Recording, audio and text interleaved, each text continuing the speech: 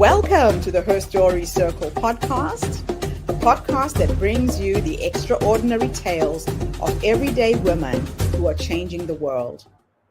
I'm your host, Gertrude Mache, and I'd like to acknowledge traditional custodians of the land on which we meet today. I also like to pay my respects to elders, past, present, and emerging. Every week, we dive into the lives, challenges, and triumphs of women from all four corners of the globe. We're here to inspire, enlighten, and connect, sharing stories that uplift and empower. So grab a cup of coffee, settle in, and join us as we explore the incredible journeys of women shaping our future. This is Her Story, where every woman's voice matters. Hello, everybody, and welcome back to the Her Story Circle. This is Gertrude Mache here in beautiful Melbourne, Australia. And today I am graced with the presence of yet another fascinating young woman. Welcome, welcome, welcome to our tribe. Please tell everybody your full name, where you're based, and share your story with us today.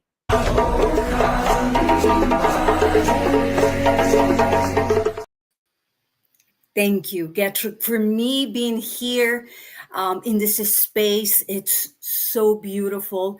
I've been following your career for a little while, for a long while, since I heard you in one of the summits in Cambridge, and it just really shaped some inspiration on me. So thank you. My name is Daniela Jines. I am a specialist in organizational happiness and neuroscience. I'm from Bolivia, South America, an amazing, beautiful, small country. And my story is unique. I won't say it's the hardest, because every day I've been blessed with amazing stories of hardworking women, but still I think it's so beautiful to let you know where I come from to understand where am I right now. I'm live from Hawaii, Honolulu, Hawaii, but I started in a very small town called Oruro in Bolivia. I come from a culture that is exceptional, smart, from a tribe called Quechuas, small community that developed a lot of love for Pachamama, Mother Earth, exquisite on the way that we work with the land, with animals, how we respect the sun and the moon. But the role of women, most of the times, is very limited. Women have a beautiful and important specific role, but in many cases, we don't have the access and education that we deserve and need. That sometimes is reserved for people that have a different economical opportunities, or only men. So for women, for us to have access to education in my country, it's such a privilege, especially when I was younger. I want to say that with time it's becoming better, but back in my days, it was a privilege. And I was reminded of that every single day by my dad, but my mom, who had the same challenges, very hardship lives, and they didn't have enough access to education. So they had to fight for it every single day. And when I was given the opportunity to have access to education, I was reminded every single day that that was a privilege. And that's where the chip started. Every day I need to be the best at what I did. Every day I had to excel in everything that I did. And that takes me years after in my career. Oof, and it gives me the chills. You have this power on us, Gertrude, to get these emotions coming back to life. I'm about 20 something, laying on a hospital bed in Chile, in the best hospital my family could afford, dealing with chronic pain back in the urethra for about 8 months, laying there in this silent hospital bed while doctors develop all this kind of experiments on me, trying to figure it out what it was. I couldn't even stand up out of the pain. I had to quit my job, or at least ask for some months of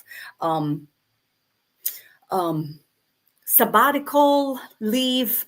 I was living in La Paz at that time, the capital of my country, having this beautiful dream of executive job. I was doing, according to me, fantastic, leading big group of teams, making a difference, working for projects that would help humanity, working on developing happiness research, yet still laying miserable in this hospital bed because for 8 months I was on excruciating pain. And I remember back then laying on the hospital asking the doctor, when am I going to be okay to go back to work?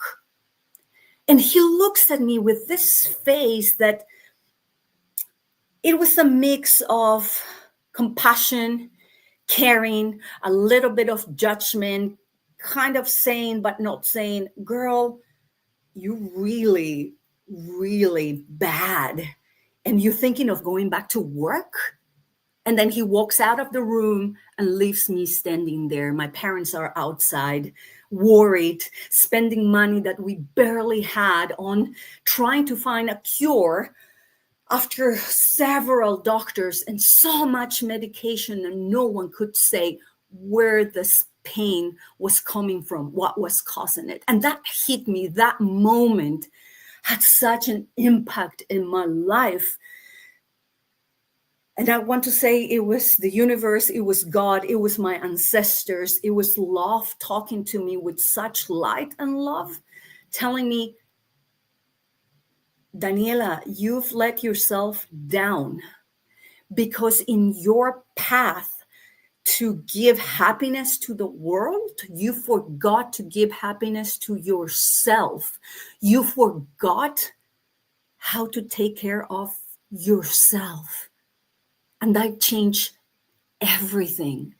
I felt so embarrassed and so ashamed of myself, understanding that I let myself down, my ancestors, my family, everyone that put so much work, so much investment on making me a good person and a good professional, because I didn't care about anything else but being successful. I didn't care about my health. And long story short, after so much research, I was diagnosed with chronic stress. My body was talking to me. My body, my soul, my organs were talking to me.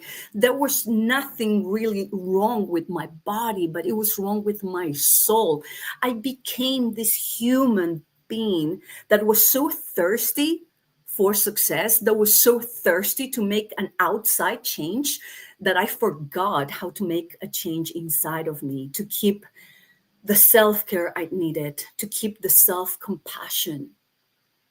Of course, the people at my job didn't care. They were actually happy that I was outside because I was creating such a horrible work environment. And I'm still to this day very embarrassed for the hearts that I've damaged and hurt on my quest to be successful. And that gave a turn to my career and made me stronger and more conscious and more aware of where this path is supposed to guide me. The search for happiness, the research on how the brain and neuroscience works to make professionals happier. And one of my research started to redirect my attention and my awareness on how women deal with success and how we deal with hard work, and how sometimes we have such responsibilities under our backs that we want to have it all under no circumstance. We don't care how much we can damage our families, our partners, our kids, ourselves in this quest for success, because we've seen it many years ago, how hard it is for women to compete in this work. It doesn't matter what we do, even if, we're doctors, we're lawyers, we're people that are on the cleaning jobs, manicures, pedicures, you name it. We still have to do so many things after our job. We have to be good moms. We have to be good wives, good partners, good human beings. And it's so much pressure. How do we deal with that while being happy? I experienced it myself. Such a hard life with so much stress to the point that I broke.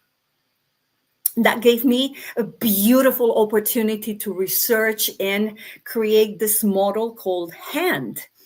And it stands for human connection, the need to be aware, neurotraining, working with our brains, and development, not only ourselves. And that's what I love about Gertrude and your way of managing Ubuntu. It's doing the community a favor by empowering yourself, by being happy with yourself. You have brought us such an important topic this morning when it comes to women's lives. And your personal experience has led you to this. So, can you share the exact moment that you realized that burnout wasn't just personal, but systemic? It's happening to so many women. What was that point?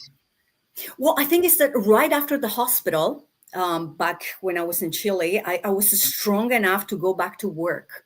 And I saw the faces. And I saw the faces of disappointment of, the commander is back. She's going to micromanage everything.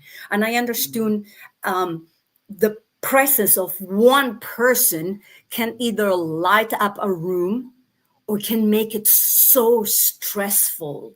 The kindness that you share with your people can have such a domino effect that can change an environment for good. We have that power. Every human worker, every human person has that work and that power. That's just incredible. So you lived and you've worked across continents.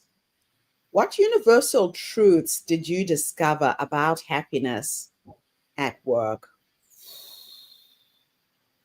I'm very careful with saying universal truths because I'm a scientist, but I love this question because there is some.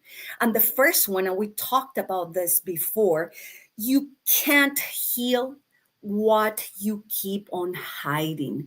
We all go to work with an armor and we don't want to show our traumas, our sensible spots. But when you open up, when you're transparent about your weaknesses, that gives you such connection with others because it's inviting other people to also share their weaknesses. You show yourselves as humans, not as working machines. So that's the first one. The second one, I would say, success without self-care, it's sabotage because you're only producing numbers. And this story is so beautiful. I used to work with elders some years ago, and they remember when they're just about to transcend into this world, they don't remember the success at their work. They remember the feelings, the love, the people they hug. So success without those feelings, those gratitude feelings, that's just sabotage. And the last one, and I think that's, for me, I made a whole career, I'm making a whole career based on training myself every day. Happiness is not found like, oh, I just found it. It's a training tool that you develop every single day. And if you don't train it, you forget. So I think those are the three. There are so many more, but thank you. This is a powerful question.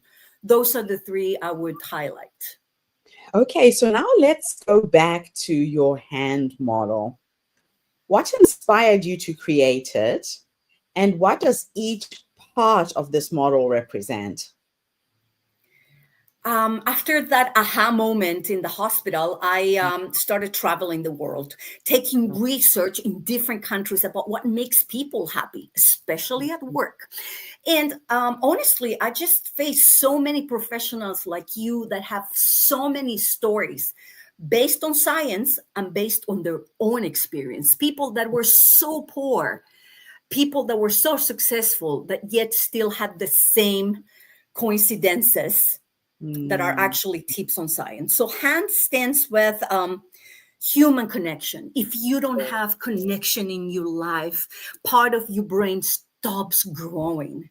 The second one is awareness. We don't want to create superhumans necessarily.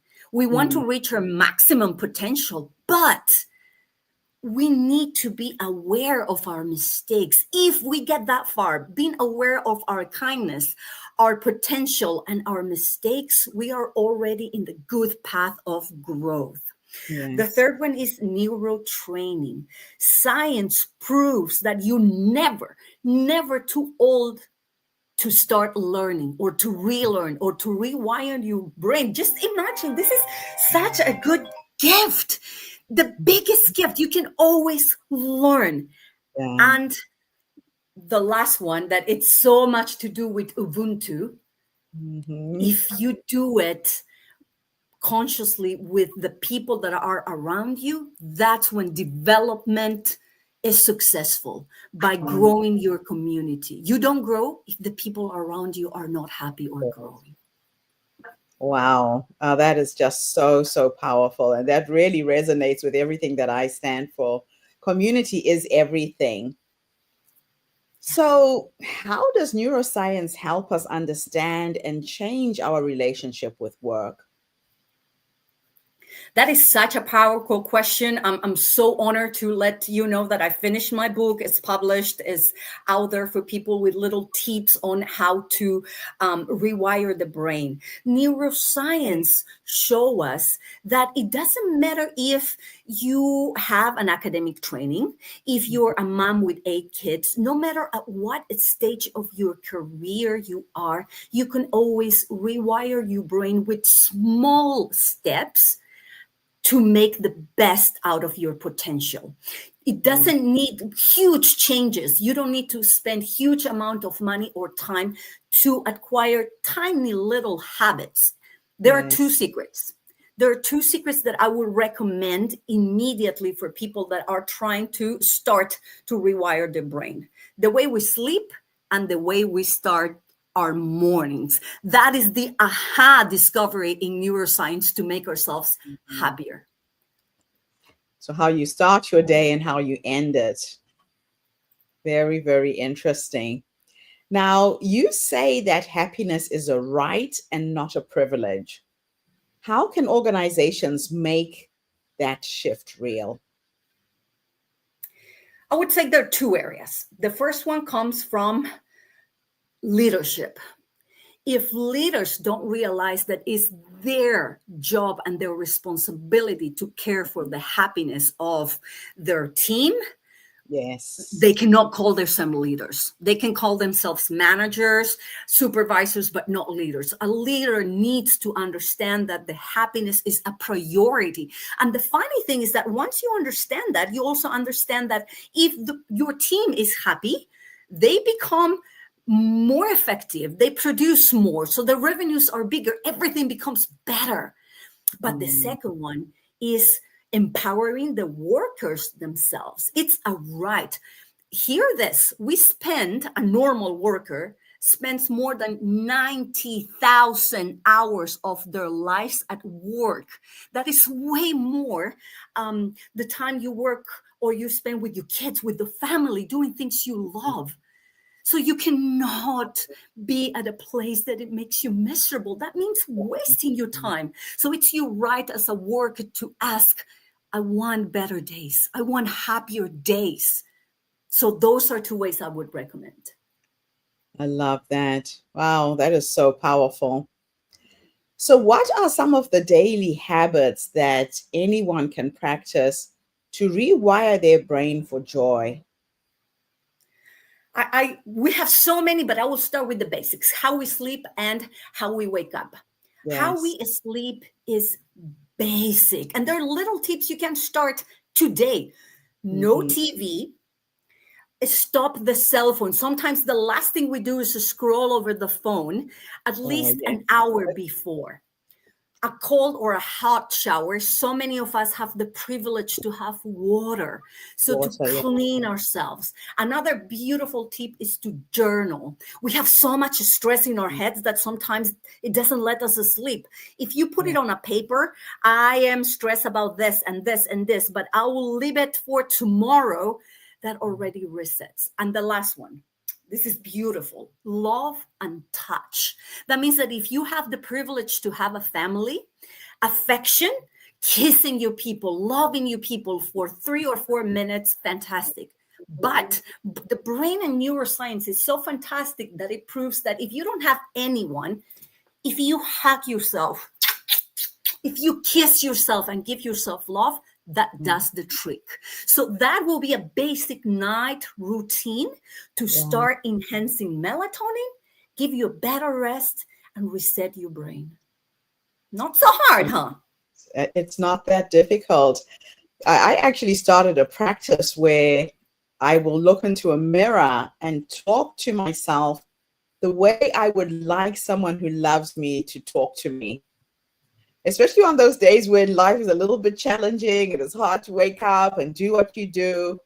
Just talking to yourself with love, but looking into your own eyes has done absolute wonders for the way I'm living right now.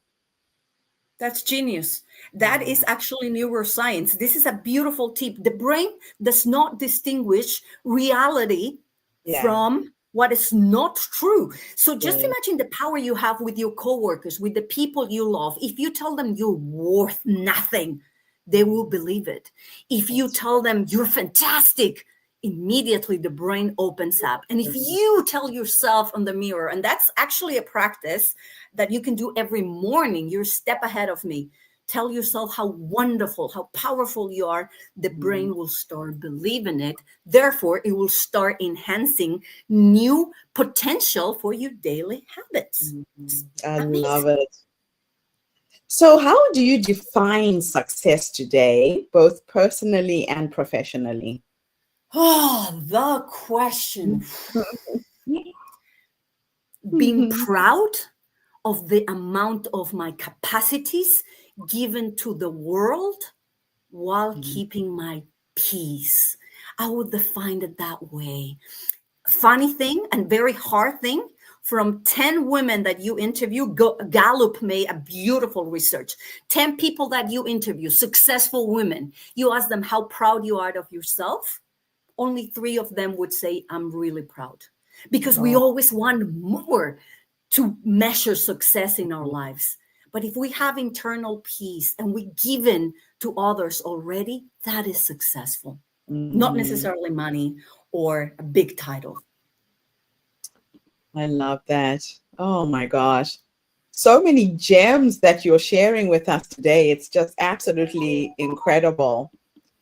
So, can you share an example of a workplace that truly transformed using some of your methods? Yes, I think I'm so proud of the last bit of my work in my country, in Bolivia, and Mhm. here in Hawaii. That means little tips, music, for instance. When you arrive into a workspace and there are music, empowering and happy music playing, that makes the difference. If you Mm. have little time to hug your coworkers, in some countries, especially in the US, that's a little frowned upon because people have their Yes. boundaries and that's understood. But if you Mm. open yourself to touch and connections, co-workers that hug each other and develop respectful touch have Yeah. more possibilities to succeed. Another beautiful tip is decorating the workspace. If you're a leader, promote your workers to have pictures of the people you love, colorful things reminding you who they are and what is their purpose. If a team has a purpose that is, like you said, Ubuntu, a common Yeah. purpose, that is super clear. And the last one, This is controversial, but hear me out. Animals at the work space. If you're allowed to take dogs, especially, or cats or turtles, they light up the space and they create positive serotonin and dopamine. And like that, we have many more examples, but I wanted to give a little bit of what is a good space when you can talk with your heart and you're not judged. Oh, I love it. That's just incredible. Very simple things and very easy to implement if you take the time. So, Yeah, what it is. role do leadership? Oh, sorry, I cut you off there. No, please go ahead. I'm very excited. Okay. So, what role do leadership and empathy play in cultivating happiness cultures? Vital. It is vital. Without leadership, the team can try to organize themselves, but if the leader is not there promoting happiness, giving them time to do what they want, to go to the doctor, to attend their families, to debrief what they're feeling, this doesn't work. That means that if leaders are listening, you need to be the first ones to exercise hard, to work hard on your feelings, to work in your emotions, to try to be the best human being you can. And there's a beautiful recipe, and I'm going to start only with 2 points for leaders. Gratitude. Right. That means show as much gratitude as you can every day to yourself and Mm, to others. And the second one that is as powerful or even maybe more, forgiveness. An environment full of forgiveness, meaning that you forgive really fast for any mistakes that your team would have, and you promote them forgiving each other and forgiving you and being resilient super fast. You have gold. That means production increases. Oh, I love it. Very simple, very obvious, but not always something we remember in the workplace. So, Ketri, how I do keep you on help? saying Mhm. this is a grandma recipe. Like I keep on telling myself, oh my gosh, I studied 20 years of scientific research just to go back to what my grandma said. She was so wise, Oh, as so many of our ancestors. Go back to the basic respect for the sacredness of life. And you have the formula. No need to study, it's just what's in our hearts. I love it. So, how do you help organizations to balance productivity with well being without one compromising the other? Well, the first thing that we do is evaluate the culture, the purpose. Mhm. Why are you existing as an organization? If your Yes. purpose it's only to generate money, it's going to be really hard for you to create a culture of love, forgiveness, and happiness. That Mm, means that this is revolutionary and it's a little bit controversial. Some mm, organizations may need to reevaluate their purpose. But the funny thing and the beautiful thing is that you can still be extremely successful by mhm. prioritizing happiness and humans. Clear example, Google. It is fascinating. The culture for happiness is implemented every single day, from the day that you hire until the last day that you go out and they tell you, thank you, goodbye, you're always loved here. And they generate millions and millions of dollars, yet still they care for Mm, people. So it's not, it is ingrained. yeah, I love that. So, what advice would you give women who feel invisible, undervalued, or drained in their jobs? Wow, that is such a beautiful, beautiful and powerful questions. It needs to start with Mhm. ourselves.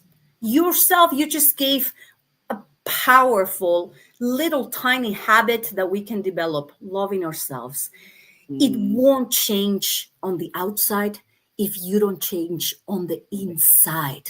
When you're powerful, when your purpose is clear as a human, the rest will find meaning. So It starts by understanding how valuable you are, no matter what you do. If your work, as little as it can be, is making one person's life better, that is already making a change. So being aware, we talk about that in my model, being aware of your value as a human being, not necessarily as a worker, will give you clarity to become more conscious about your contribution at work, or to find another one, or train yourself to find the job of your dreams, of the one that empowers you. But it starts inside with little tiny conscious habits. Kiss yourself, hug yourself, journal, do a little bit of sports. And at work, find a way to generate sorority. That's what you do. That's actually what you do for a living, Gertrude. You generate sorority. So at work, if you're feeling that your life has no purpose, find another person to share little moments of joy during the day, to tell each other little tips on how to make work better.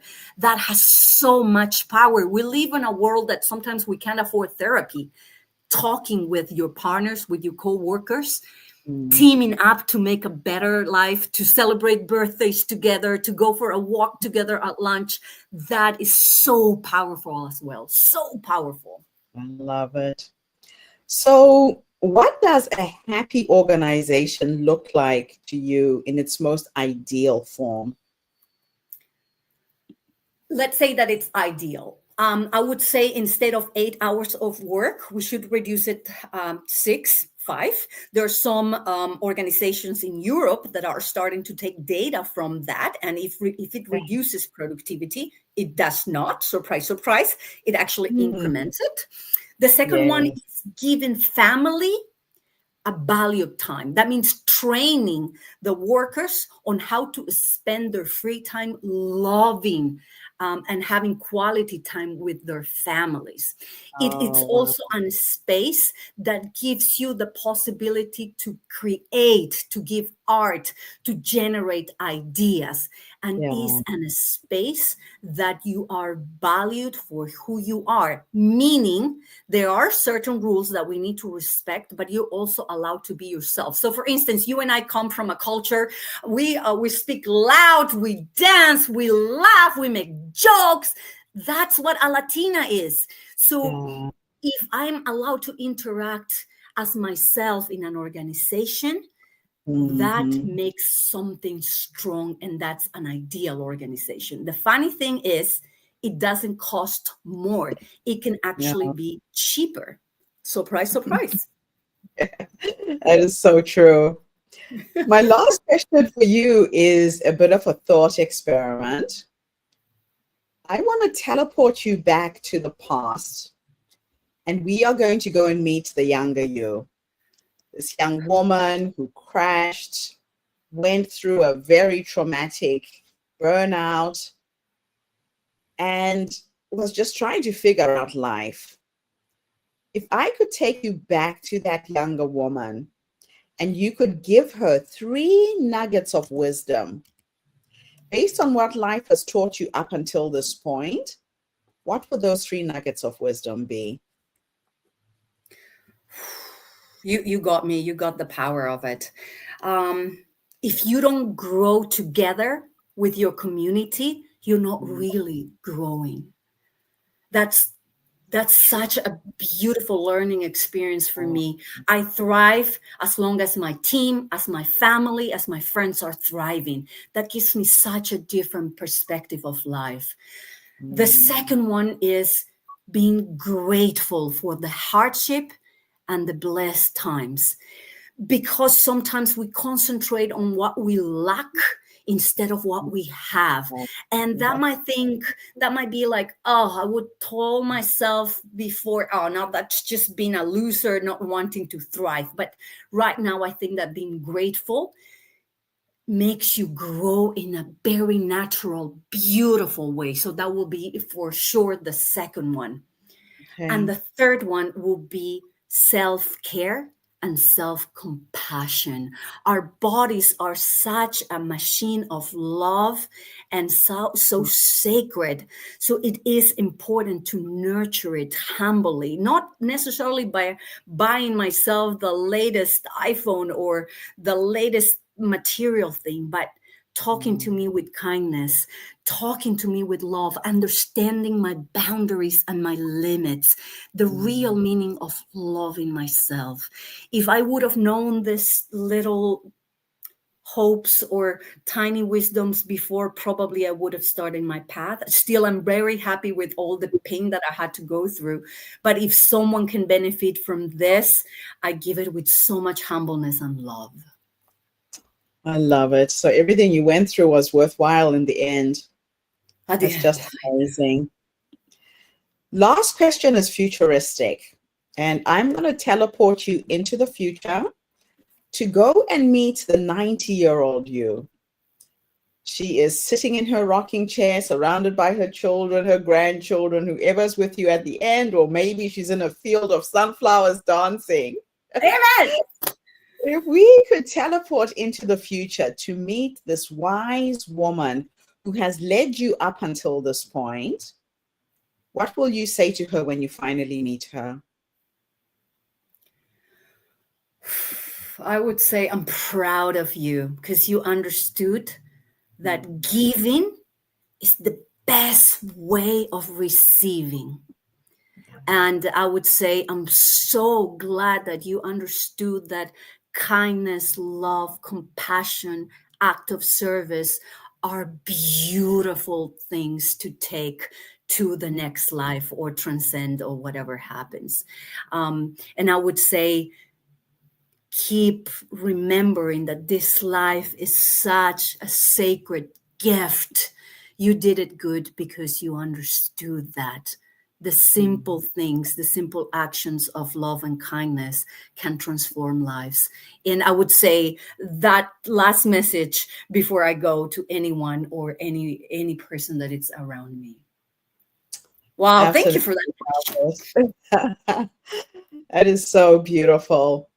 I love asking women that last question because sometimes we forget that the wise woman is already in us, that she already exists, and we look outside of ourselves for answers, for solutions. Yet the solution is to go back within and find those answers within us.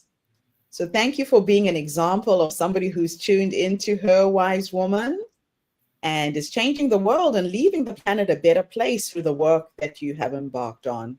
Thank you. I want to thank you. You are a leader. You take time to talk to us, to train us, to coach us, to give us hope, to push us to our limits. Such an inspiration to have you in our lives. Thank you. And thank you for giving me the space to share the little or much that I've gathered in these years. Blessings and so much Ubuntu for all of us. Thank you so much, Daniela. And thank you to everybody who tuned in. The Her Story Circle is not just a podcast. We're a social impact movement that brings you the stories and voices of women from all over the world. We share these stories to uplift you, to inspire you, to energize you, but most importantly, to take you from where you are now to where you're trying to go. So if you are that woman who is struggling, feeling burnout and stuck, reach out to Danielle. She can help get you to the other side. I'll be back again tomorrow, everybody, with yet another amazing guest. In the meantime, have a fantastic day, morning, or evening, wherever you are in the world, and bye for now. Thank you for tuning into the Her Story Circle podcast. I hope today's story has inspired you to believe in the power of our stories and the difference you can make in the world when you use your voice. I'm Gertrude Mache, and it's been an honor to share this space with you, where voices from all walks of life come together to weave a rich tapestry of diverse perspectives. Don't forget to subscribe, rate, and review our podcast to help us share these stories with more listeners. Follow us on social media by looking for the Her Story Circle podcast for more updates. And join us tomorrow for another episode filled with courage, resilience, and empowerment. Remember, your story matters, And together we're building a stronger, more inclusive world. Until next time, keep making her story.